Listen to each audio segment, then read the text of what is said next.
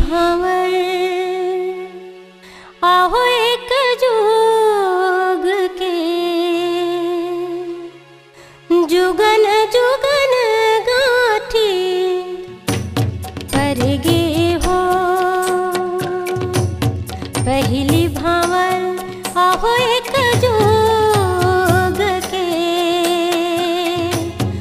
जुगन जुगन गाठी पर गे हो ए हो सुंदर नल हो जुगन जुगन गाठी पर गे हो ए हो सुंदर नल हो जुगन जुगन गाठी पर गे हो।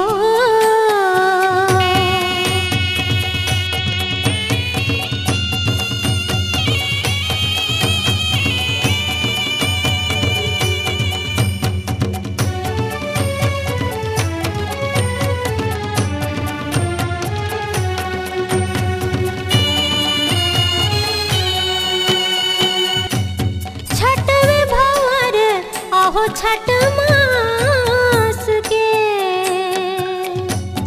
सात भावर जुग लेखा हो पर गे भावर आहो परलोक के जुगन जुगन गाठी पर गे हो ए हो सुंदर नल हो जुगन जुगन गाठी पर गे हो ए हो सुंदर नल हो जुगन जुगन गाठी पर गे हो ए हो सुंदर नल हो जुगन जुगन गाठी पर गे हो। कविता वासनिक के मधुर स्वर में सुंदरानी फिल्म्स प्रस्तुत करते हैं नया ऑडियो वीडियो एल्बम सती भक्ति।